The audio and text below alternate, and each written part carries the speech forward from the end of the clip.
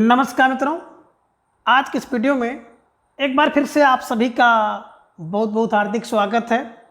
हम आशा करते हैं कि आप सभी स्वस्थ होंगे, मस्त होंगे और पूरी तरह से अपनी तैयारी में व्यस्त होंगे। तो मित्रों, आज के इस वीडियो में हम आधुनिक काल के अंतर्गत हिंदी गद्य का विकास, तो हिंदी गद्य के विकास से संबंधित सभी महत्वपूर्ण प्रश्न हैं जो कि आपकी परीक्षा के दृष्टिकोण से बहुत ही महत्वपूर्ण हैं और संभावित हैं।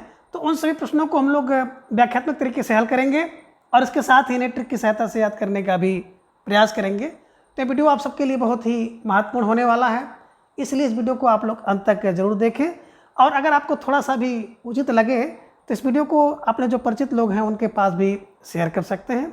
तो जैसा कि स्क्रीन पर आप देख पा रहे हैं कि हिंदी गद्य का विकास और प्रश्नोत्तरी, जिनमें प्रश्न संख्या 1 है कि कुबलय माला किसकी रचना है। विकल्प ये कह रहे हैं कि अप्पय दीक्षित की रचना है, विकल्प बी आद्यतन सूर्य की रचना है, विकल्प सी दामोदर शर्मा की है या फिर विकल्प डी रोड़ा कवि की है। तो प्रश्न संख्या 1 का जवाब आपको देना है। प्यारा सा प्रश्न है आप सबकी स्क्रीन पर और बिल्कुल आज की इस प्रश्नोत्तरी का भी शुरुआत इसी प्रश्न से हो रहा है कि कुबलय माला किसकी रचना है। और बेहतरीन प्रश्न है और इस प्रश्न पर बिल्कुल स्टार लगा लीजिए और इसके बाद इसका जवाब देने का प्रयास करिए। तो निश्चित रूप से ढेर सारे भाई बहनों का जवाब भी आ गया कि सर विकल्प बी को लॉक किया जाए, आद्यतन सूर्य इज राइट आंसर, है ना। देखिए कुछ भाई बहन थोड़ा सा भटके भी हैं। कुबलय एक रचना इसी से मिलती जुलती है, कुबलय यामा, है ना, कुबलय यामा।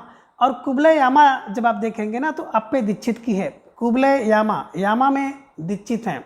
और कुबलय माला, जो माला होती है ना तन पे पहनी जाती है, तो तन का मतलब हो गया अद्यतन सूर्य, अद्यतन सूर्य, ध्यान में रखिएगा, है ना। तो जो कुबलय की माला है, बोले सर कुबलय की माला तो तन पे पहनी जाती है, तन फॉर अद्यतन सूर्य इज राइट आंसर, इसे ध्यान में रखिएगा। अब कुबलय यामा, कुबलय यामा की बात करते हैं तो कुबलय यामा में दीक्षित होते हैं, तो दीक्षित बार अप्पय दीक्षित की रचना है। तो आई थिंक ये जो दो रचनाएं आप देख रहे थे और दोनों के रचनाकार जो कि बिल्कुल, है ना, थोड़ा सा परीक्षा में अगर आ जाते हैं तो एक परेशानी का विषय बन जाते हैं। तो इसलिए इसको ध्यान में रखते हुए आप लोग अपनी तैयारी करें और इस प्रश्न को बिल्कुल अपनी नोटबुक में दर्ज कर लें, ठीक है। तो प्रश्न संख्या 1 का विकल्प बी आद्यतन सूर्य इज राइट आंसर। प्रश्न संख्या 2 है कि राहुल बेल के विषय में असंगत कथन है। अब विकल्प ये कह रहे हैं कि रोड़ा कवि की कृति है, विकल्प बी यह एक शिलांकृत कृति है, विकल्प सी यह एक चंपू काव्य है। और कभी कभी चंपू काव्य से पूछा जाता है कि चंपू काव्य किसे कहते हैं, जो गद्य में होता है उसको कहते हैं या जो पद्य में होता है उसे कहते हैं। तो चंपू काव्य का मतलब होता है ऐसी रचना जो गद्य पद्य दोनों में हो, है ना। तो विकल्प सी कह रहे हैं कि चंपू काव्य है या फिर विकल्प डी इसका रचना काल 6वीं और 7वीं शताब्दी है ना। तो कह रहे हैं कि इनमें से एक असंगत है और जो असंगत है उसी का चयन आपको करना है। तो सोच समझ कर चयन करिएगा कि कौन सा एक विकल्प असंगत है ना। तो बिल्कुल आप सबका जवाब भी आ गया कि सर विकल्प डी को लॉक किया जाए, है ना। इसका रचना काल की बात करें तो 6वीं शताब्दी की रचना नहीं है, 6वीं शताब्दी, बल्कि आप कह सकते हैं 10वीं और 11वीं शताब्दी की रचना है ना। ये ध्यान में रखिएगा। अब कैसे दिमाग में बैठाएंगे, देखिए बात करते हैं राहुल बेल। अब राहुल बेल, अब बेल है तो रोड पर होगा, तो रोड का मतलब हो गया रोड़ा की कृति है। अब रोड पे देखे होंगे ना तमाम प्रकार के शिला पड़े रहते हैं, तो शिला पे कुछ अंकित रहता है, तो शिल पर अंकित रचना है, ध्यान में रखिएगा। और इसमें नक्शिक वर्णन देखने को आपको मिलता है और आप ये भी कह सकते हैं कि हिंदी साहित्य की पहली रचना है जिसमें नक्शिक वर्णन का जो है आपको मिलेगा, क्या कहते हैं, शुरुआत यहीं से माना जाता है। तो हिंदी साहित्य की पहली गद्य रचना है जिसमें आप कह सकते हैं कि नक्शिक परंपरा का जो शुरुआत यहीं से मिलता है, ठीक है ना। यह एक चंपू काव्य है, गद्य पद में लिखा गया है और इसका रचना काल 10वीं और 11वीं शताब्दी है, ठीक है ना। तो आई होप कि आप सब इस प्रश्न को बिल्कुल अच्छी तरह से कंठस्थ कर लिए होंगे और इससे संबंधित अगर कोई प्रश्न आपकी परीक्षा में आ गया तो निश्चित रूप से आप सब उसका जवाब सही करेंगे, ठीक है। तो एक बार फिर आप देख सकते हैं कि राहुल बेल की रचना है रोड एक शिलांकृत रचना है, चंपू काव्य है और 10वीं 11वीं शताब्दी की है और इसमें नक्शिक तक का वर्णन देखने को मिलता है, ठीक है। चलिए प्रश्न संख्या 3 है कि हिंदी साहित्य में नक्शिक परंपरा का प्रारंभ किस कृति से माना जाता है। देखिए वो प्रश्न आखिर आ ही गया कि हिंदी साहित्य में नक्शिक परंपरा का प्रारंभ किस कृति से माना गया है। विकल्प ए कह रहे हैं कि कुबले माला से, विकल्प बी राहुल बेल से, विकल्प सी उक्त व्यक्ति प्रकरण से, या फिर विकल्प डी वर्ण रत्नाकर से। तो प्रश्न संख्या 3 का जवाब आप सबको देना है। आसान सा प्रश्न है और बहुत बेहतरीन जवाब आप सबका आ गया कि सर विकल्प बी को लॉक किया जाए, राहुल बेल इज राइट आंसर। राहुल बेल किसकी रचना है? रोडा की, कवि रोडा की रचना है, 10वीं 11वीं शताब्दी की है, शिलांकृत है और गद्य पद्य में लिखी गई है, यानी कि चंपू काव्य है। ठीक है, चलिए प्रश्न संख्या 4 है कि निम्न में से कौन सी कृति विश्व कोशात्मक है, यानी कि एक ऐसी कृति है जिसमें विश्व कोश का वर्णन आपको देखने को मिलेगा। विकल्प ए कह रहे कि उक्त व्यक्ति प्रकरण है, विकल्प बी वर्ण रत्नाकर है, विकल्प सी राहुल बेल है, या फिर विकल्प डी भविष्य कहा है। तो बिल्कुल प्रश्न संख्या 4 पर आप स्टार लगा लीजिए और इस प्रश्न को बिल्कुल कंठस्थ कर लीजिए, है ना। निश्चित रूप से इस प्रश्न से एक प्रश्न आपकी परीक्षा में फंसना है। तो ये परीक्षा में फंसने वाला प्रश्न है। यहाँ से प्रश्न तोड़ मरोड़ कर किसी भी रूप में आपसे परीक्षा में देखने को मिल सकता है। तो बिल्कुल आप सबका जवाब भी आ गया कि सर विकल्प बी को लॉक किया जाए, वर्ण रत्नाकर इज राइट आंसर, है ना। देखिए एक प्रश्न तो आपका ये बन गया कि कौन सी कृति विश्व कोशात्मक है। तो वर्ण को जानते होंगे ना कि वर्ण जो होते हैं, वर्ण एक शब्द कोश होते हैं, तो वर्णों का कोश होता है। तो कोशकार विश्व कोशात्मक रचना है, ध्यान में रखिएगा। और वर्ण को ज्योति में आप पढ़ते हैं तो ज्योतिषवर ठाकुर की रचना है, ध्यान में रखिएगा, है ना। कभी कभी ये पूछता है कि वर्ण रत्नाकर किसकी रचना है, तो वर्ण को ज्योति में पढ़ते हैं तो ज्योतिषवर ठाकुर की रचना है और एक विश्व कोशात्मक। उक्त व्यक्ति प्रकरण की बात करते हैं तो उक्त व्यक्ति प्रकरण से भी प्रश्न पूछा जा सकता है किसकी रचना है। बिल्कुल उक्त व्यक्ति प्रकरण दमदार होता है, प्रकरण जो है दमदार होता है, यानी कि दामोदर शर्मा की रचना है। और जो एक व्याकरण ग्रंथ है तो व्याकरण दमदार होता भी है। तो उक्त व्यक्ति एक प्रकरण क्या है? व्याकरण है। तो उक्त व्यक्ति प्रकरण व्याकरण, उक्त व्यक्ति प्रकरण व्याकरण, और व्याकरण जो होता है दमदार होता है, और दमदार का मतलब हो गया दामोदर शर्मा का। ठीक है, ये रचना है। राहुल बेल को अभी आपने देखा है कि बेल तो रोड पे होता है, तो राहुल बेल की रचना है रोडा कवि रोडा की रचना है राहुल बेल, 10वीं 11वीं शताब्दी में लिखी गई है और एक शिलांकृत रचना है, चंपू काव्य है और नक्श वर्णन परंपरा इसमें देखने को मिलती है। भविष्यत कहा, है ना, धनपाल की रचना है। और धन को भैया क्या करो, पाल लो, रख लो, किसके लिए? बोले भविष्य के लिए। तो भविष्यत कहा धनपाल जी की रचना है। तो कहने का सही है कि जो आप देख पा रहे हैं 4 रचनाएं बड़ी महत्वपूर्ण हैं और इनसे प्रश्न आपकी परीक्षा में निश्चित रूप से पूछा जाएगा। तो इसलिए इसके इर्द गिर्द जो परिक्रमा करना था बिल्कुल हम लोगों ने कर लिया। तो आई होप कि यहाँ से एक प्रश्न आपकी परीक्षा में पूछा जाएगा और आप सभी उसका बिल्कुल सही जवाब करेंगे। ठीक है ना। तो निश्चित रूप से जो प्रश्न संख्या 4 का विकल्प बी वर्ण रत्नाकर एक विश्व कोशात्मक है, ध्यान में रखिएगा। ठीक है। प्रश्न संख्या 5 है कि श्रृंगार रस मंडन किसकी कृति है? विकल्प ए कह रहे कि वल्लभाचार्य की कृति है, विकल्प बी विठलनाथ की, विकल्प सी सूरदास, या फिर विकल्प डी गोकुल नाथ जी की। तो प्रश्न संख्या 5 का जवाब आपको देना है। प्यारा सा प्रश्न है आप सबकी स्क्रीन पर और आप सबका जवाब भी तेजी के साथ आ गया कि सर विकल्प बी को लॉक किया जाए, विठलनाथ इज राइट आंसर, है ना। देखिए श्रृंगार का मंडन कौन करता है? बोले श्रृंगार का मंडन तो विठल करता है। कौन करता है? विठल करता है ना। अगर कोई श्रृंगार करे और श्रृंगार का मंडन कर देता है तो कौन होता है? बोले सर विठल होता है। तो Vitthal for Vitthalnath is right answer. ठीक है, चलिए प्रश्न संख्या 6 है कि यमुनाष्टक एवं नवरत्न सटीक किसकी कृति है ना। एक रचना है यमुनाष्टक और दूसरी रचना है नवरत्न सटीक किसकी कृति है? विकल्प ए कह रहे कि विठलनाथ की है, विकल्प बी गोकुलनाथ की, विकल्प सी नाभादास की, या फिर विकल्प डी वैकुंठमणि शुक्ल की। तो बिल्कुल प्रश्न संख्या 6 का जवाब आपको देना है। थोड़ा सा दिमाग लगाना होगा और आप सबने दिमाग लगाकर उत्तर दिया कि सर विकल्प ए को लॉक किया जाए, विठलनाथ इज राइट आंसर, है ना। यमुना का अष्टक विठल और नवरत्न में क्या होता है? विठलनाथ, है ना। श्रृंगार का मंडन करते हैं विठलनाथ, यमुनाष्टक करते हैं विठलनाथ, और नवरत्न का सटीक जो है विठलनाथ है, ध्यान में रखिएगा। नवरत्न का सटीक कौन है? बोले सर विठलनाथ है। तो ऐसे कुछ क्लू बनाइएगा और इन सभी प्रश्नों को बिल्कुल हमेशा के लिए अपने दिमाग में छाप लीजिएगा। ठीक है, चलिए अब आगे प्रश्न संख्या 7 है कि अगहन महात्म्य एवं वैशाख महात्म्य किसकी कृति है ना। एक रचना आप देख पा रहे हैं, अगहन महात्म्य एवं वैशाख महात्म्य किसकी कृति है? विकल्प ए कह रहे हैं कि लल्लू लाल की है, विकल्प बी बैकुंठमणि शुक्ल की है, विकल्प सी मथुरा प्रसाद शुक्ल की, या फिर विकल्प डी विट्ठल नाथ की। तो प्रश्न संख्या 7 का जवाब आपको देना है। बहुत प्यारा सा प्रश्न है, स्टार लगा लीजिए और इस प्रश्न को बिल्कुल अपने नोटबुक में दर्ज कर लीजिए। और आप सबका जवाब भी आ गया कि सर विकल्प बी को लॉक किया जाए, बैकुंठमणि शुक्ल इज राइट आंसर। अब देखिए इसे कैसे दिमाग में बैठाएंगे। जब कोई व्यक्ति क्या होता है अगहन या बैसाख में मरता है ना, तो भैया वो सीधा बैकुंठ जाता है। बस एक क्लू बना लीजिएगा कि अगहन या बैसाख में जब कोई व्यक्ति मरता है तो उसका बड़ा महत्व है। क्या महत्व है? बोले सर वो सीधा बैकुंठ जाता है।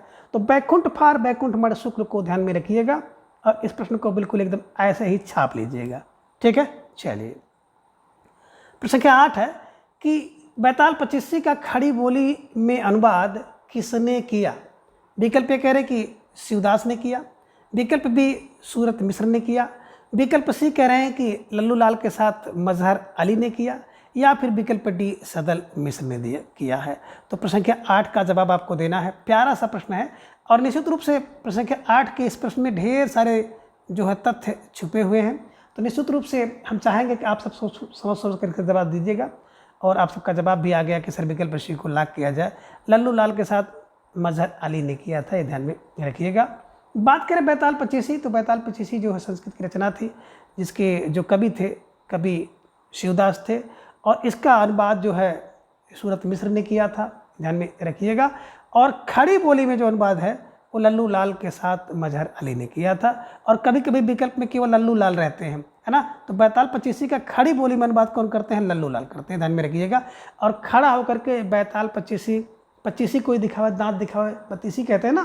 तो जैसे बत्तीसी दांत दिखाता है, कोई हंस देता है, मुस्कुरा देता है बिना वजह का, तो उसे हम लोग कहते हैं लल्लू टाइप के लोग हैं। तो यहाँ पे बैताल पचीसी ले लीजिएगा। जैसे बैताल हंसता है, मुस्कुराता है, तो वैसे दिमाग में रख लीजिएगा कि जो लल्लू व्यक्ति होता है ना, वो बैताल पचीसी का दिखाता है। तो लल्लू लाल के साथ मजहर अली ने किया है। ठीक है। प्रश्न संख्या 9 है कि सेवक चरित्र गद्य रचना किसकी है? विकल्प ये कह रहे हैं कि रामदास की है, विकल्प बी प्रियादास की है, विकल्प सी मणिक लाल की, या फिर विकल्प डी मुल्ला वजही की। तो प्रश्न संख्या 9 का जवाब आपको देना है। और सबका जवाब भी आ गया कि सर जो सेवक है ना वो किसको बोले? सेवक का चरित्र तो प्रिय होता है और वो दास होता है ना। जो सेवक होता है प्रिय होता है और दास होता है। तो प्रियादास इज राइट आंसर। ठीक है। प्रश्न संख्या 10 है कि राजनीति एवं माधव विलास किसकी कृति है ना। तो देख रहे हैं एक रचना है राजनीति और दूसरी रचना है माधव विलास। कह रहे हैं किसकी कृति है? विकल्प ये कह रहे हैं कि सदल मिश्र की है, विकल्प बी इंसाल्लाह खां की है, विकल्प सी लल्लू लाल की है, या फिर विकल्प डी सदा सुखलाल की है। तो प्रश्न संख्या 10 का जवाब आपको देना है कि राजनीति एवं माधव विलास किसकी कृति है, किसकी रचना है। और आप सबका जवाब भी बड़े तेज़ी के साथ आ गया कि सिर्फ विकल्प सी को लॉक किया जाए, लल्लू लाल इज राइट आंसर, है ना। तो कैसे दिमाग में बैठाएंगे? देखिए जो लल्लू टाइप के व्यक्ति होते हैं ना राजनीति में और बिल्कुल माधव में, है ना। तो आप कह सकते हैं कि जो माधव है ना वो राजनीति में बिल्कुल लल्लू है। तो राजनीति में लल्लू कौन है? बोले माधव, यानी कि माधव विलास लल्लू लाल की और राजनीति लल्लू लाल की। तो आप ये भी कह सकते हैं कि राजनीति में कुछ लोग लल्लू होते हैं, लल्लू माने राजनीतिक चीज़ें नहीं जानते हैं। और दूसरा है कि विलास करने में भी कुछ लोग माधव विलास में लल्लू हो जाते हैं, ये ध्यान में रखिएगा। तो लल्लू का मतलब है लल्लू लाल इज राइट आंसर। ठीक है। प्रश्न संख्या 11, सोमन बंसन की वंशावली किसकी कृति है? विकल्प ये कह रहे हैं कि मणिक लाल ओझा की है, विकल्प बी हीरालाल ओझा की, विकल्प सी मानिक राम की है, या फिर विकल्प डी आचार्य केशव की है। तो प्रश्न संख्या 11 का जवाब आपको देना है। सोच समझ कर दीजिएगा कि सोम बंसन की वंशावली किसकी रचना है। तो सोम बंसन की वंशावली किसकी रचना है? आप सबका जवाब भी आ गया कि सर विकल्प ए को लॉक किया जाए, मणिक लाल ओझा इज राइट आंसर, है ना। देखिए जो वंश होता है ना, सोम का वंश हो ना, तो सोम का वंश जो है बिल्कुल मणिक होता है, मणिक, ध्यान में रखिएगा कि सोम का वंश अगर देखने को आपको मिले तो भैया किसी मणि से कम नहीं है। तो मणि फार माणिक, ध्यान में रखिएगा। प्रश्न संख्या 12 है मेराजुल आस्किन किसकी कृति है? विकल्प ये कह रहे हैं कि ख्वाजा बंदा नवाज की है, विकल्प बी मुल्ला वजही की है, विकल्प सी मथुरा प्रसाद शुक्ल की है, या फिर विकल्प डी है हरिसेणाचार्य की। तो प्रश्न संख्या 12 का जवाब आपको देना है। प्यारा सा प्रश्न आप सबकी स्क्रीन पर है और उतना ही बेहतरीन जवाब आप सबका आ गया कि सर विकल्प ए को लॉक किया जाए। ख्वाजा बंदा नवाज इज राइट आंसर, है ना।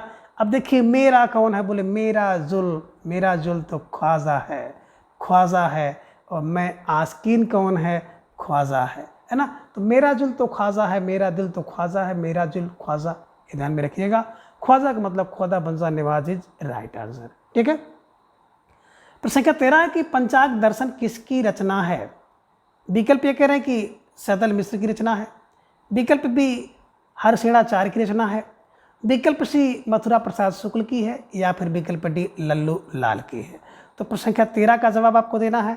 बहुत बेहतरीन प्रश्न है और परीक्षा में छपने वाला प्रश्न है कि पंचांग दर्शन किसकी रचना है, और बहुत बेहतरीन जवाब आप सबका एक साथ आ गया कि सर विकल्प सी को लॉक किया जाए, मथुरा प्रसाद शुक्ल इज राइट आंसर। तो निश्चित रूप से जिन भाई बहनों का जवाब विकल्प सी आया, बहुत बेहतरीन आया, आप सब निश्चित रूप से बधाई के पात्र हैं और आप सबका जो ये परिश्रम है बहुत जल्द रंग लाने वाला है। आप सब बिल्कुल इस बार निश्चित रूप से चयनित होंगे। अब देखिए पंचांग दर्शन की बात करते हैं ना, तो पंचांग दर्शन कहाँ का, बोले सर मथुरा का, है ना। तो सबसे बेहतरीन पंचांग दर्शन कहाँ का, बोले सर मथुरा का। तो पंचांग दर्शन मथुरा का, और मथुरा फॉर मथुरा शुक्ल, ध्यान में रखिएगा और इसे कंठस्थ कर लीजिएगा। आगे प्रश्न संख्या 14 है कि जैन पद्म पुराण किसकी रचना है। विकल्प ये कह रहे कि मथुरा प्रसाद शुक्ल की रचना है, विकल्प बी सदल मिश्र की रचना है, विकल्प सी लल्लू लाल की है, या फिर विकल्प डी हरिसेनाचार्य की। तो प्रश्न संख्या 14 का जवाब आपको देना है कि जैन पद्म पुराण किसकी रचना है, और आप सब भाई बहनों का जवाब भी आ गया कि सर विकल्प डी को लॉक किया जाए, है ना। कि जैन पद्म पुराण बोले सर किसकी रचना है, हरिसेनाचार्य की रचना है ना। तो जैन या पद्म पुराण किसका है, बोले हरि से है नाम। हरि से कौन है, बोले पद्म पुराण तो हरि से है, ध्यान में रखिएगा। और इसी पद्म पुराण का खड़ी बोली में अनुवाद जो है पंडित दौलत राम ने किया है, ये भी ध्यान में आप रखिएगा, ठीक है ना। तो निश्चित रूप से प्रश्न संख्या 14 का विकल्प डी इज राइट आंसर, ठीक है। प्रश्न संख्या 15 है कि भाषा योग वशिष्ठ किसकी कृति है। प्यारा सा प्रश्न आप सबकी स्क्रीन पर, है ना, और परीक्षा में छपने वाला प्रश्न है कि भाषा योग वशिष्ठ किसकी कृति है।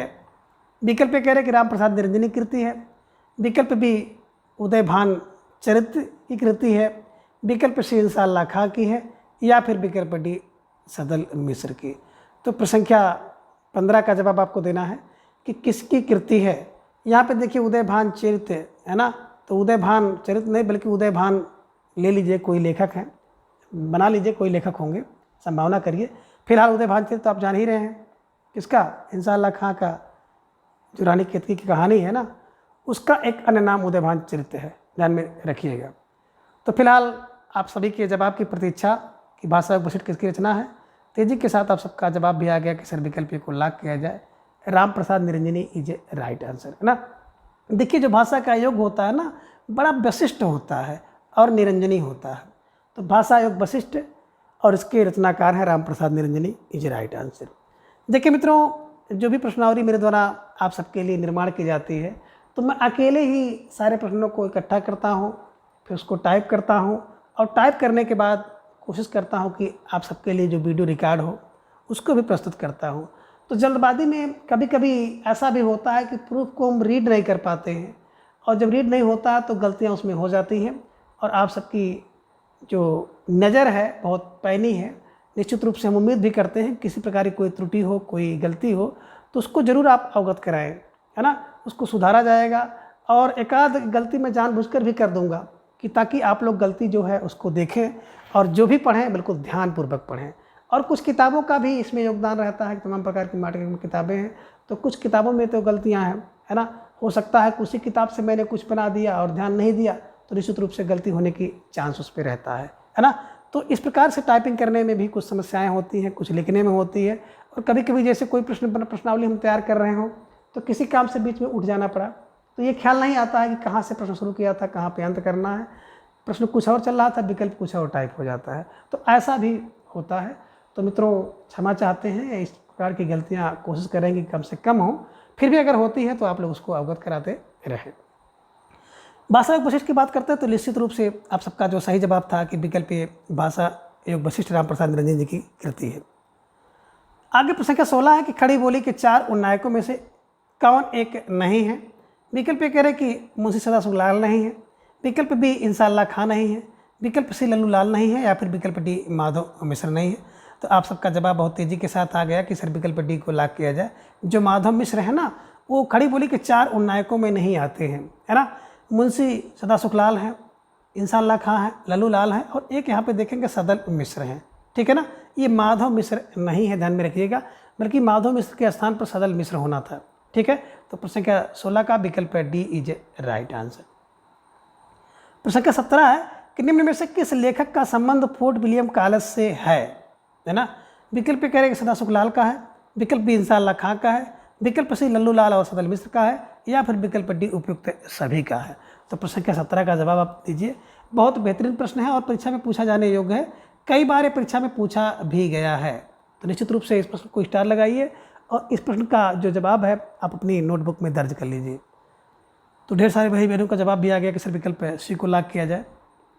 लल्लू लाल और सदल मिश्र जो है ना, वो फोर्ट विलियम कॉलेज में भाषा मुंशी पद पर इनकी नियुक्ति हुई थी, ध्यान में रखिएगा। तो निश्चित रूप से आप सब भाई बहनों का जवाब बहुत सही आया, विकल्प सी लल्लू और सदल। कैसे दिमाग में रखेंगे, तो देखिए जो लल्लू टाइप के लोग होंगे और सदल को थोड़ा सा क्लू बनाइएगा, पागल टाइप के लोग, पगल, है ना।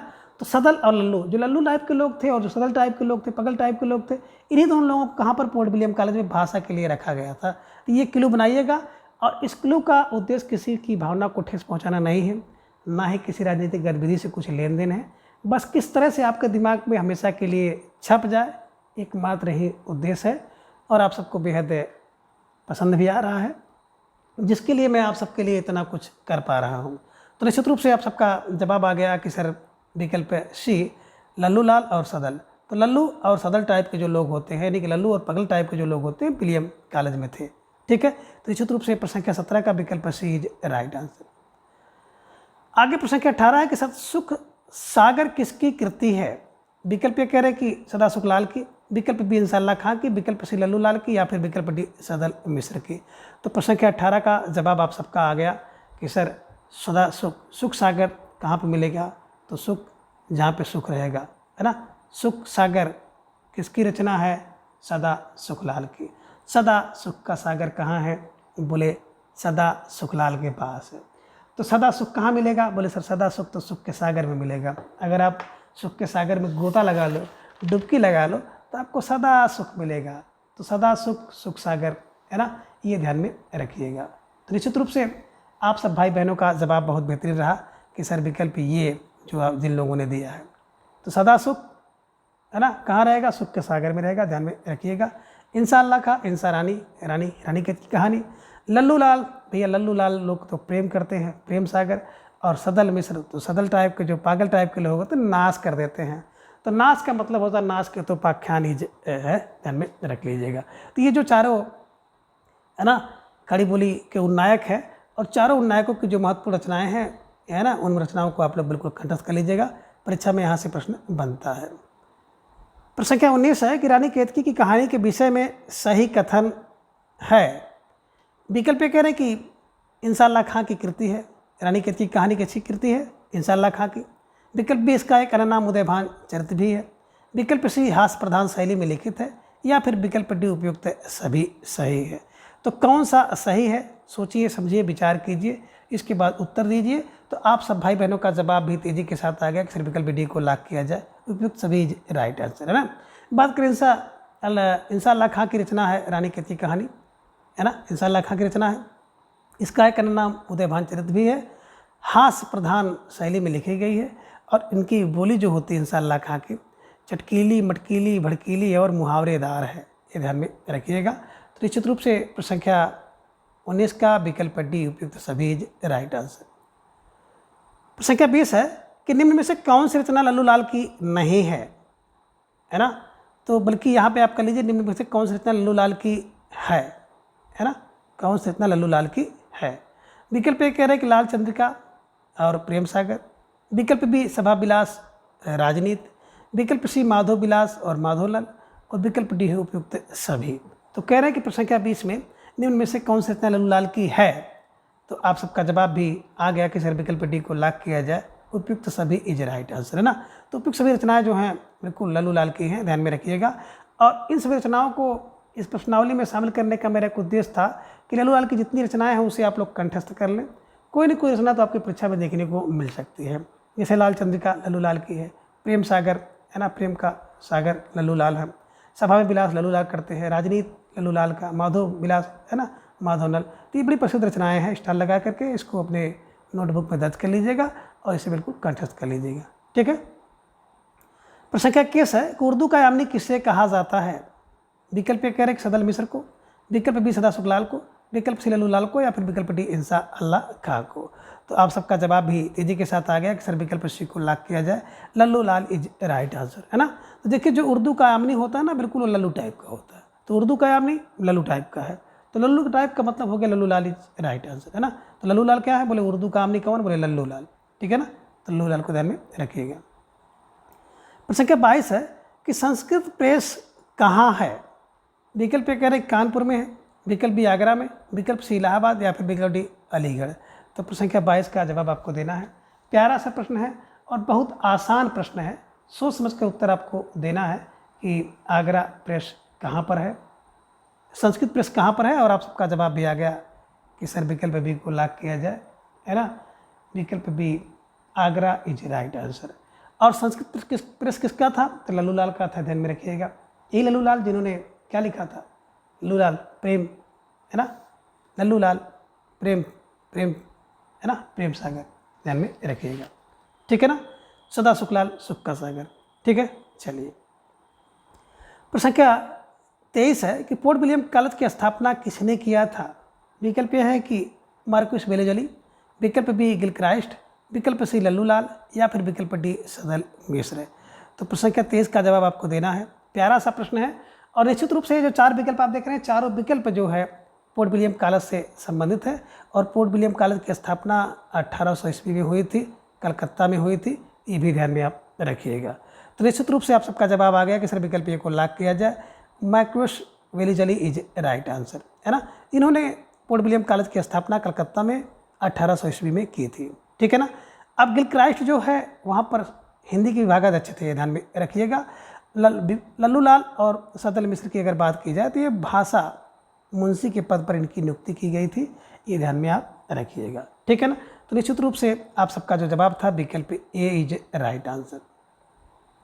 प्रश्न संख्या 24 है कि ये डिक्शनरी ऑफ इंग्लिश एंड हिंदुस्तानी किसकी रचना है। विकल्प ए कह रहे कि गियरसर की रचना है, विकल्प बी गिलक्राइस्ट की, विकल्प सी गासा दत्तासी, या फिर विकल्प डी मुंशी सदा सुखलाल की।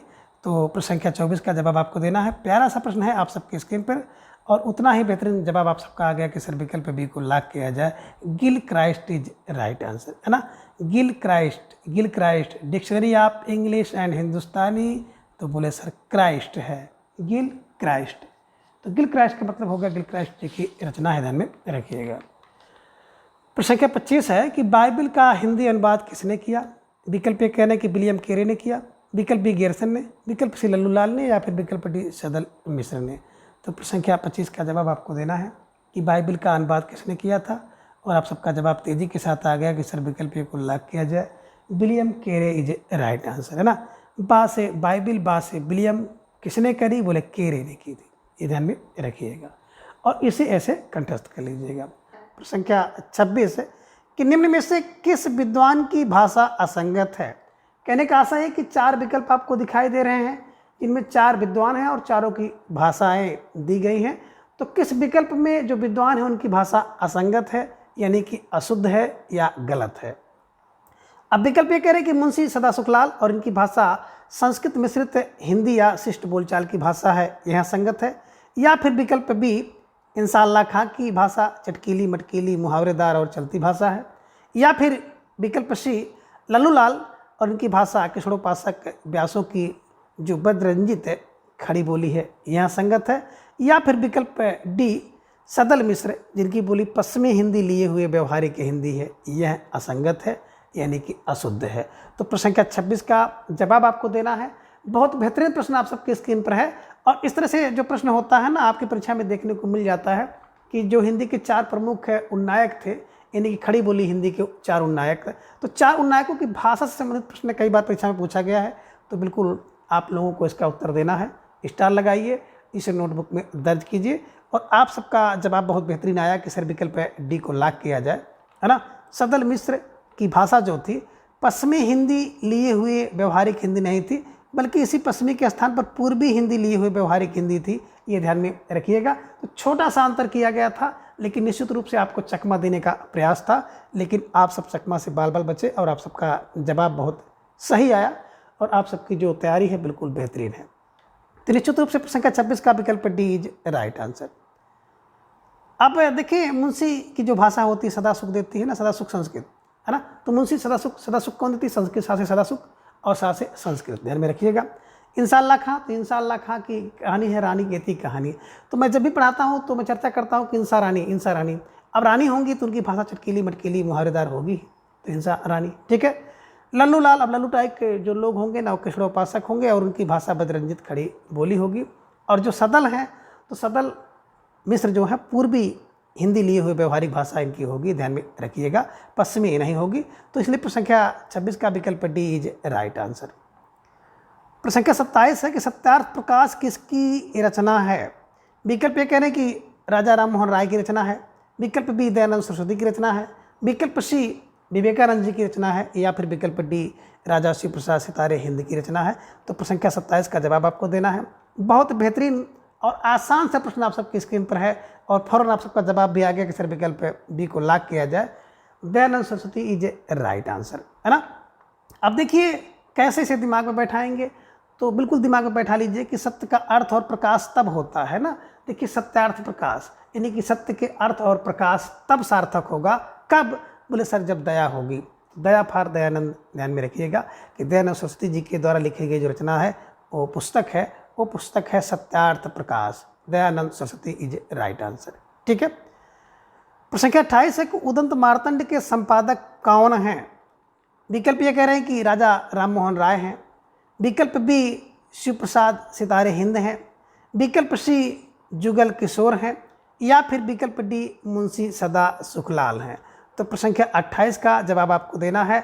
सोचिए, समझिए, विचार कीजिए, इसके बाद फिर प्रश्न संख्या 28 का जवाब दीजिए। तो निश्चित रूप से ढेर सारे भाई बहनों का जवाब तेजी के साथ आ गया कि सर विकल्प सी को लॉक किया जाए, विकल्प सी Jugal Kishore is right answer. आप कैसे दिमाग में बैठाएंगे? तो बिल्कुल एक क्लू बना लीजिएगा ना, उदंत मार्तंड। और जब मैं इसका क्लास लिया था तो मैंने आपको बताया था कि उदंत को आप उदंड कर लीजिए। अब उदंड व्यक्ति कौन होगा? तो उदंड तो भैया किशोर होता है। और कैसा किशोर? जो युगल में होगा, जोड़ों में होगा, समूह में होगा। तो Yugal Kishore Udant Martand is right answer, है ना। जो युगल होता है किशोर का ना वो बिल्कुल उदंड होता है, ये ध्यान में रखिएगा। राजा राम मोहन राय की बात करें तो ब्रह्म समाज इन्होंने स्थापना किया था। राजा शिव प्रसाद सितारे हिंद जी की बात करते हैं तो बिल्कुल, है ना, इनका एक रचना है गुटखा, ध्यान में रखिएगा। और मुंशी सदा सुखलाल, सदा सुख कौन देता? बुद्धि का प्रकाश, ध्यान में रखिएगा, ठीक है ना। तो फिलहाल प्रश्न संख्या 28 का जो विकल्प सी Jugal Kishore is right answer. प्रश्न संख्या 29 है कि हिंदी का प्रथम दैनिक समाचार पत्र कौन सा है ना। यानी कि हिंदी भाषा में हिंदी का प्रथम दैनिक समाचार पत्र कौन सा है? विकल्प कह रहे हैं कि उदंत मार्तंड है, विकल्प बी समाचार सुधा वर्षण है, विकल्प सी बुद्धि प्रकाश है, या फिर विकल्प डी सुधाकर है। तो प्रश्न संख्या 29 का जवाब आपको देना है। सोचिए, समझिए, विचार कीजिए, इसके बाद सही जवाब चुनिए। और आप सबका जवाब तेजी के साथ आ गया कि सर विकल्प बी को लॉक किया जाए, समाचार सुधा वर्षण इज राइट आंसर, है ना। हिंदी में जो दैनिक समाचार क्या करता है? बोले सर हिंदी में जो दैनिक समाचार है वो क्या करता है? सुधा का वर्षण करता है, सुधा का वर्षण इज राइट आंसर, ये ध्यान में रखिएगा। और समाचार सुधा वर्षण सुंदर होता है, तो सुंदर का मतलब होता है श्याम सुंदर सेन की रचना है, यानी कि श्याम सुंदर सेन इसके संपादक है, ये भी आप ध्यान में रखिएगा। तो हो सकता है समाचार सुधा वर्षण के जो संपादक से प्रश्न आपका बन जाए, या आपका पहला पूछ लिया जाए कि हिंदी का प्रथम, ठीक है ना। तो प्रश्न किसी भी तरह से आपकी परीक्षा में पूछा जा सकता है, इसलिए आपकी जो तैयारी है ना हर स्तर से होनी चाहिए। तो निश्चित रूप से जो हिंदी का प्रथम दैनिक समाचार क्या करता है? सुधा का वर्षण करता है, तो समाचार सुधा वर्षण ध्यान में रखिएगा। और इसके जो संपादक हैं सुंदर होते हैं, तो सुंदर पार श्याम सुंदर सेन ध्यान में रखिएगा। उदंत माटन अभी देखा है कि उदंत कौन होता है, जुगल किशोर, पंडित जुगल किशोर जो कि कानपुर के निवासी थे, है ना। बुद्धि का प्रकाश तो सदा सुख देता है, सदा सुख लाल, सदा सुख लाल। और सुधाकर तो भैया सुधाकर कौन होता है, तारा है, जो तारा आप देख रहे हैं स्टार, तो तारा मोहन ध्यान में रख लीजिएगा, मित्र, तारा मोहन मित्र जी राइट आंसर, ठीक है ना। तो निश्चित रूप से आपने प्रसंख्या 29 के जो 4 समाचार आप देख रहे थे, पत्र आप देख रहे थे, तो इन पत्रों के जो संपादकों को भी आपने परिचय प्राप्त किया, तो आई होप कि इन्हें भी आप कंठस्थ कर लेंगे, ठीक है। प्रसंख्या 30 है कि बनारस अखबार के विरोध में तारा मोहन मित्र ने कौन सी पत्रिका का प्रकाशन किया है ना। अब देखिए एक बार है बनारस अखबार, तो बनारस अखबार के विरोध में तारा मोहन मित्र ने कौन सी पत्रिका का प्रकाशन किया। विकल्प ये कह रहे हैं कि बुद्धि प्रकाश का, विकल्प बी सुधाकर का, विकल्प सी मालवा अखबार, या फिर विकल्प डी बंगदूत। तो प्रसंख्या 30 का जवाब आपको देना है। बहुत बेहतरीन प्रश्न है और आप सबकी स्क्रीन पर है, तो आप सबका जवाब बिल्कुल सही आना चाहिए।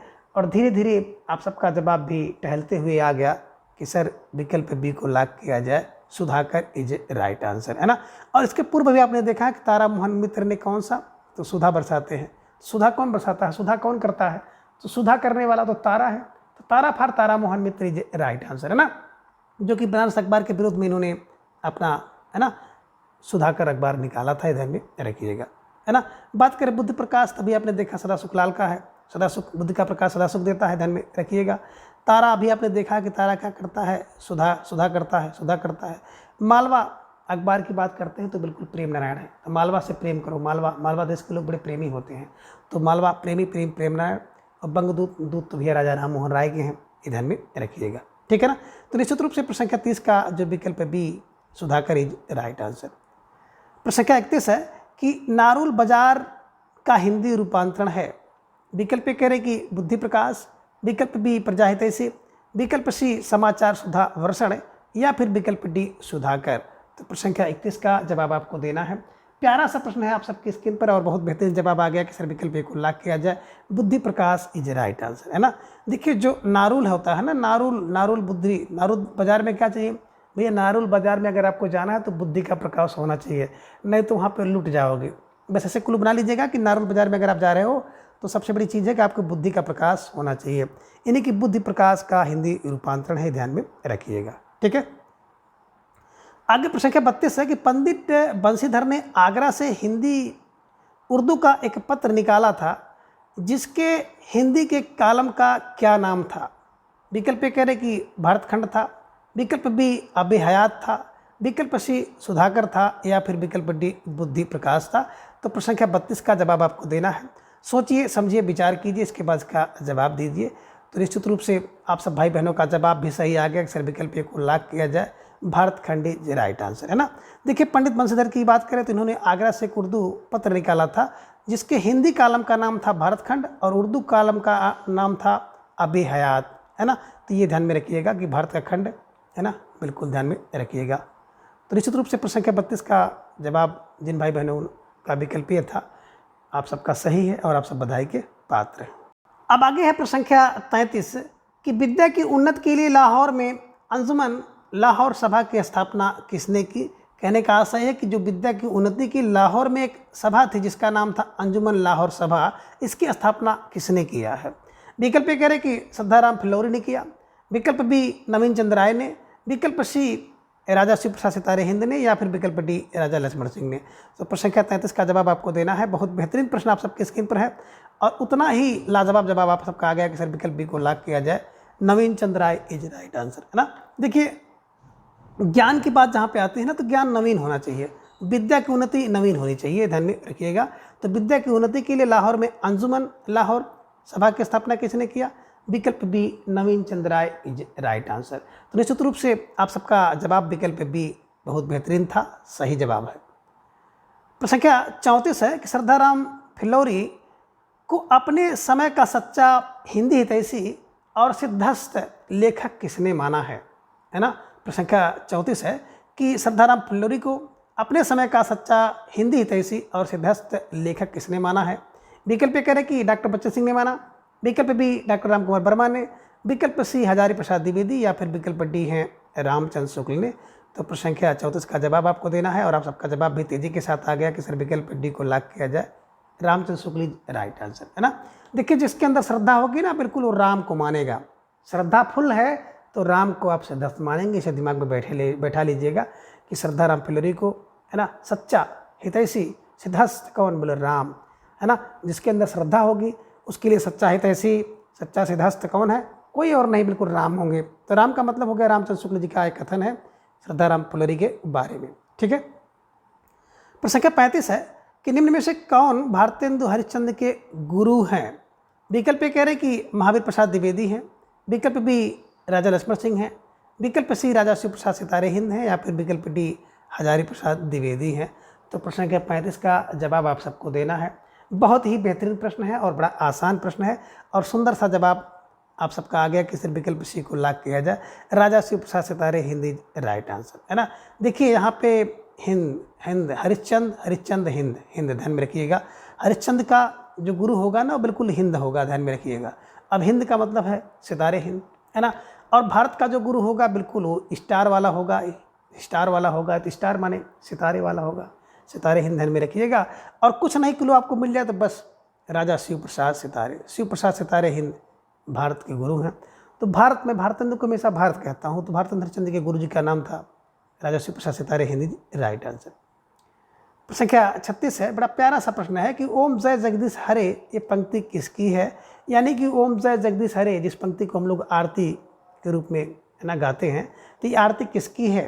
विकल्प ये कह रहे हैं कि लाला श्रीनिवास दास का है, विकल्प बी रामानंद का, विकल्प सी श्रद्धा राम फिलोरी का है, या फिर विकल्प डी रायदास का।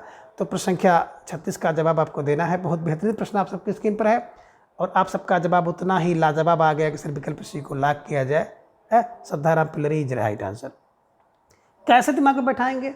देखिए जब किसी व्यक्ति के अंदर श्रद्धा फुल होगी, है ना, जब फुल श्रद्धा होगी किसी व्यक्ति के अंदर, तो जब फुल श्रद्धा होगी तो वो कहेगा ओम जय जगदीश हरे, तो उसके लिए श्रद्धा होनी चाहिए। जब फुल श्रद्धा होगी तो श्रद्धा राम फिलोरी ओम जय जगदीश हरे ध्यान में रखिएगा। रामानंद की एक है ना कि आरत कीजिए हनुमान लला की, तो रामानंद को खुश करने के लिए आरत करिए, यानी कि आरत कीजिए हनुमान लला के दुष्ट दलन रघुनाथ के लगे, ध्यान में रखिएगा। और रायदास की एक पंक्ति है कि मन है चंगा तो कटौती में गंगा, ठीक है ना। तो कहने का आशा है कि ये जो आप देख पा रहे हैं ना, जितने भी विकल्प में आपको दिखाई दिए, इनकी जो प्रसिद्ध पंक्तियाँ थी उसको भी आपने यहाँ से परिचय प्राप्त किया। स्टार लगा लीजिए। और जो नए भाई बहन हैं अभी शुरुआत की हैं हिंदी साहित्य की, तो लोग स्टार लगा करके नोटबुक में इसे दर्ज कर लें, ठीक है। फिलहाल प्रश्न संख्या 36 का जो विकल्प है C Shraddha Ram Phillauri is right answer. प्रश्न संख्या 37 से गुटका संग्रह पुस्तक किसका है, यानी गुटका संग्रह पुस्तिका किसकी है। विकल्प कह रहे कि राजा शिव प्रसाद का है, विकल्प सी राजा लक्ष्मण सिंह, विकल्प बी राजा लक्ष्मण सिंह का, विकल्प सी श्रद्धा राम फिलोरी का, या फिर विकल्प डी नवीन चंद्र राय का। तो प्रश्न संख्या 37 का जवाब आपको देना है कि गुटका संग्रह पुस्तिका किसकी है, राजा शिव प्रसाद सितारे हिंद की, राजा लक्ष्मण सिंह की, श्रद्धा राम फिलोरी की, या फिर नवीन चंद्र राय की। तो आप सबका जवाब भी बहुत बेहतरीन आ गया कि सर विकल्प ए को लॉक किया जाए, राजा शिव प्रसाद सितारे हिंद इज राइट आंसर, है ना। अब देखिए गुटका, मैं जब भी चर्चा इसकी करता हूँ तो गुटका को मैं कहता हूँ गटका। क्या गटका, बोले सर शिव का प्रसाद, अगर शिव का प्रसाद मिल जाए तो गटक लो। गटका क्या गटका, बोले सर शिव का प्रसाद। तो शिव का प्रसाद का मतलब राजा शिव प्रसाद सितारे हिंद का जो संग्रह है गुटका है, ध्यान में रखिएगा। आज के बाद ये कभी आपको नहीं भूलेगा, ठीक है। चलिए प्रश्न संख्या 38 है कि आलसियों का कोड़ा किसकी कृति है। विकल्प कह रहे कि राजा लक्ष्मण सिंह की है, विकल्प बी राजा शिव प्रसाद सितारे हिंद की है, विकल्प सी श्रद्धा राम फिलोरी की है, या फिर विकल्प डी गियर्सन की है। तो प्रश्न संख्या 38 का जवाब आप सबको देना है। बहुत बेहतरीन प्रश्न है आप सबकी स्क्रीन पर और उतना ही लाजवाब जवाब आ गया कि सर विकल्प बी को लॉक किया जाए, राजा शिव प्रसाद सितारे हिंद इज राइट आंसर, है ना। अब देखिए जिसके ऊपर स्टार होगा, जो सितारा होगा, वही क्या करेगा, वही सर आलसियों को कोड़ा मारेगा। आलसियों को कोड़ा कौन मारता है, तो आलसियों को कोड़ा कौन मारता है, ध्यान में रखिएगा, जिसके स्टार होंगे। स्टार फॉर राजा शिव प्रसाद सितारे हिंद इज राइट आंसर, ठीक है। तो राजा शिव प्रसाद सितारे हिंद आलसियों को कोड़ा मारते हैं, ध्यान में रखिएगा और इसे ऐसे ही कंठस्थ कर लीजिए। अब आगे है प्रश्न संख्या 39 कि निम्न में से कौन सी कृति राजा शिव प्रसाद सितारे हिंद की नहीं है। विकल्प ये कह रहे कि राजा भोज का सपना नहीं है, विकल्प बी आलसियों का कोड़ा, या फिर विकल्प सी इतिहास तिमिर नाटक, या फिर विकल्प डी रघुवंश। तो प्रश्न संख्या 39 का जवाब आपको देना है कि इनमें से कौन सी कृति राजा शिव प्रसाद सितारे हिंद की नहीं है। तो आप सबका जवाब बहुत बेहतरीन आया कि सर विकल्प डी को लॉक किया जाए। रघुवंश जो है राजा शिव प्रसाद सितारे हिंद की कृति नहीं है, बल्कि रघुवंश की बात अगर हम लोग करें तो राजा लक्ष्मण सिंह की कृति है, ध्यान में रखिएगा, है ना।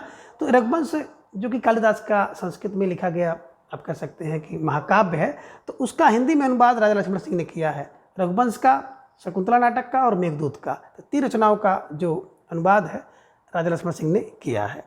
अब इसे दिमाग में रखें। देखिए, राजा भोज का सपना कौन देखता है? तो बिल्कुल राजा शिव प्रसाद देखते हैं। आलसी को कोड़ा कौन मारता है? राजा शिव प्रसाद मारते हैं। इतिहास का तिमिर नाश कौन करने वाले हैं? तो राजा शिव सिंह है, ध्यान में रखिएगा। तो निश्चित रूप से ये जो रचनाएं आप देख रहे हैं, 3 रचनाओं को बिल्कुल कंठस्थ कर लीजिए।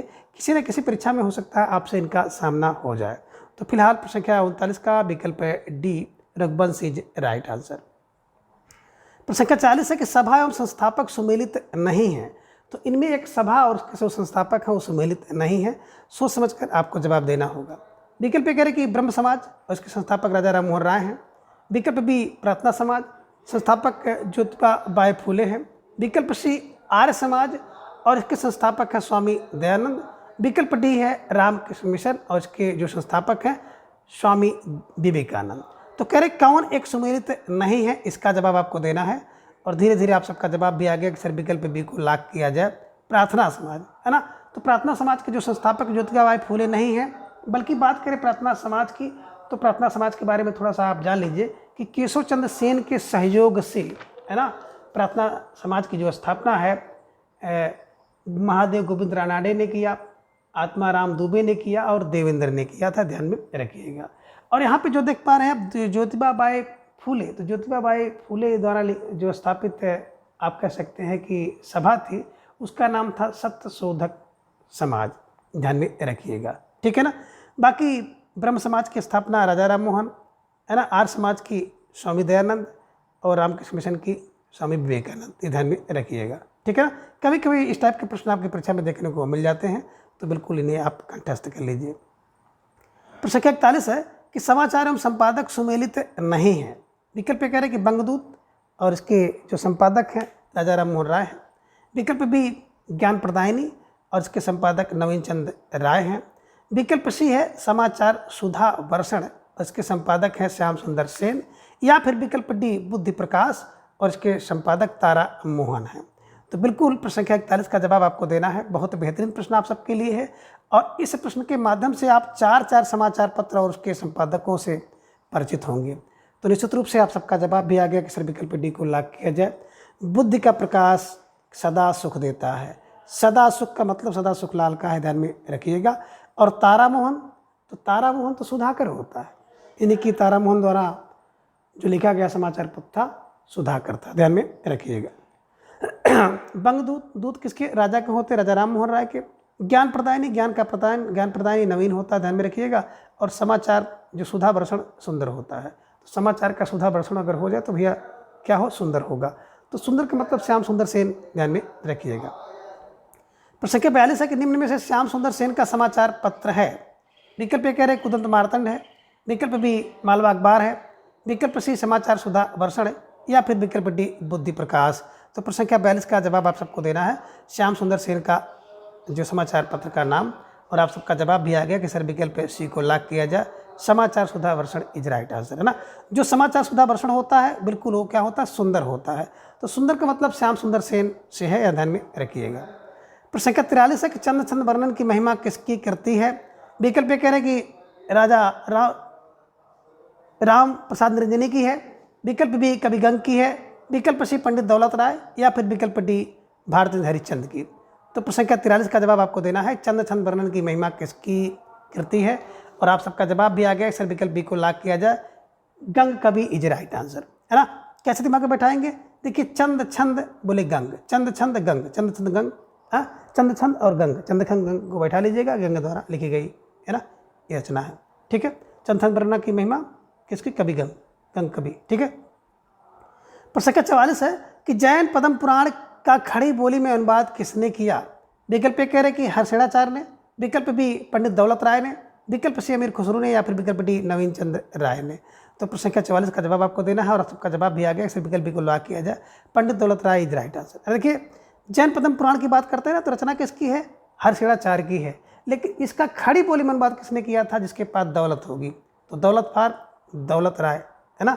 खड़ी बोली में अनुवाद कौन करेगा जैन पुराण का? जिसके पास दौलत होगी। तो दौलत का मतलब पंडित दौलत राय ध्यान में रख लीजिएगा और इसे कंठस्थ कर लीजिएगा। प्रश्न संख्या 45 है कि हिंदी नई चाल में ढली कथन किसका है?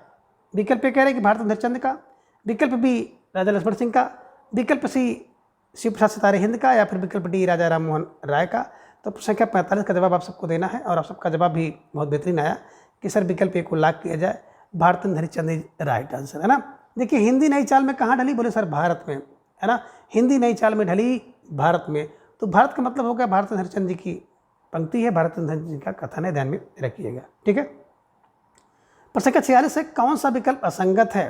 विकल्प ए कह रहे कि मुंशी सदा सुखलाल दिल्ली की, विकल्प बी लल्लू लाल आगरा से संबंधित है, विकल्प सी इंसाल्लाह खां लखनऊ संबंधित है, पहले दिल्ली में थी, और विकल्प डी है सदल मिश्र कानपुर से संबंधित है। तो कह रहे कौन एक असंगत है, और जो असंगत है यानी कि अशुद्ध है, गलत है, उसी का चयन आपको करना है। और आप सबका जवाब भी आ गया, सर विकल्प डी को लॉक किया जाए, सदल मिश्र कानपुर के नहीं थे बल्कि आरा यानी कि बिहार के थे, ध्यान में रखिएगा। तो निश्चित रूप से आप प्रश्न संख्या 46 का विकल्प डी को हमेशा के लिए कंठस्थ कर लीजिए। कभी कभी जो हिंदी के यानी खड़ी बोली हिंदी के 4 प्रमुख नायक हैं, तो उनका जो स्थान है, निवास स्थान, वहाँ से प्रश्न पूछा गया है कि मुंशी सदा सुखलाल, सदा सुख तो दिल्ली में रहता है, लल्लू टाइप के लोग जो प्रेम करते हैं तो प्रेम वाले पागल होकर आगरा में जाते हैं, ध्यान में रखिएगा।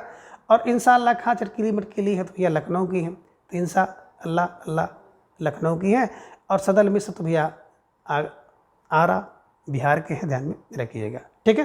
तो फिलहाल प्रश्न संख्या 46 का विकल्प डी इज राइट आंसर। प्रश्न संख्या 47 है कि सुर सुरा निर्णय किसका लेख है? यानी कि सुर और सुरा निर्णय किसका लेख है? विकल्प कह रहे कि सदा सुखलाल का, विकल्प बी लल्लू लाल का, विकल्प सी इंशाअल्लाह खां, या फिर विकल्प डी सदल मिश्र का। तो प्रश्न संख्या 47 का जवाब आपको देना है और आप सबका जवाब भी आ गया, सिर्फ विकल्प ए को लॉक किया जाए, है ना। सुर और असुर का निर्णय अगर आप कर लेंगे तो निश्चित रूप से सदा सुख मिलेगा। सदा सुख कब मिलेगा? जब सुरा का निर्णय आप कर लेंगे, तो सुरा का निर्णय सदा सुख देगा। तो सदा सुख का मतलब हो गया सदा सुखलाल इज राइट आंसर। इस प्रकार से आप इन सभी प्रश्नों को आसानी से हल कर सकते हैं। और वीडियो देखने के बाद आपको कैसा लगा, प्लीज़ अपनी राय जो है कमेंट बॉक्स में आप लोग ज़रूर दर्ज करें। और प्रत्येक दिन सुबह 7 बजे टॉपिक वार प्रश्नोत्तरी के लिए, और प्रत्येक रविवार को सुबह 7 बजे 125 टीजीटी पीजीटी हिंदी के पाठ्यक्रम पर आधारित प्रश्नोत्तरी के लिए आप मेरे साथ जुड़ें और अपनी तैयारी को जांचिए, परखिए, मजबूत कीजिए।